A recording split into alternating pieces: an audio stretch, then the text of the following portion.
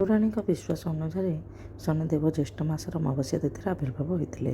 ତେଣୁ ଏହି ତିଥିକୁ ପବିତ୍ର ବୋଲି ବିବେଚନା କରାଯାଏ।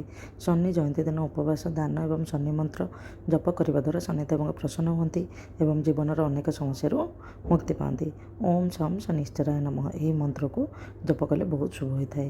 ଶନି ଜୟନ୍ତୀ ହେଉଛି 2025 ମେ 24 ତାରିଖ ଦିନ 12ଟା11 ସମୟ ଏବଂ ଏହା ମେ 27 ତାରିଖ ରାତି 8ଟା31 ସମୟରେ ଶେଷ ହେବ। 27 ତାରିଖରେ ଶେଷ ହେବ। ଏହି ପରିସ୍ଥିତିରେ ତିଥି ଅନୁସାରେ 27 ମେ 2025ରେ ଶନି ଜୟନ୍ତୀ ପାଳନ ହେବ।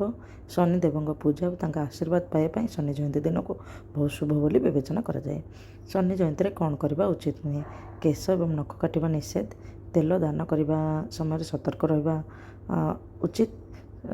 ତାପରେ କାହାକୁ ଅପମାନ କରିବା ଠିକ୍ ନୁହେଁ। କ୍ରୋଧଠାରୁ ଦୂରେଇ ରହିବା ଉଚିତ ଓ ଏହି ଦିନ ଅନ୍ନ ଆପଣ ଦାନ କରିପାରିବେ ଓ ସବୁ ଭଲ କାମ କରିପାରିବେ। କାହାକୁ ମେଡ଼ିସିନ କାହାର ଅସୁବିଧା ଥିଲେ ଆପଣ ସାହାଯ୍ୟ କରିପାରିବେ। ଆଉ ଭଗବାନ ଶନିଦେବ ନିଶ୍ଚିତ ଭାବରେ ଏଥିରେ ଖୁସି ହେବେ। ଆପଣଙ୍କୁ ଯଦି ଏହି ତଥ୍ୟ ଭଲ ଲାଗିଲା ନିଶ୍ଚିତ ଲାଇକ୍, ସେୟାର ଆଣ୍ଡ ସବସ୍କ୍ରାଇବ୍ କରିଦେବେ।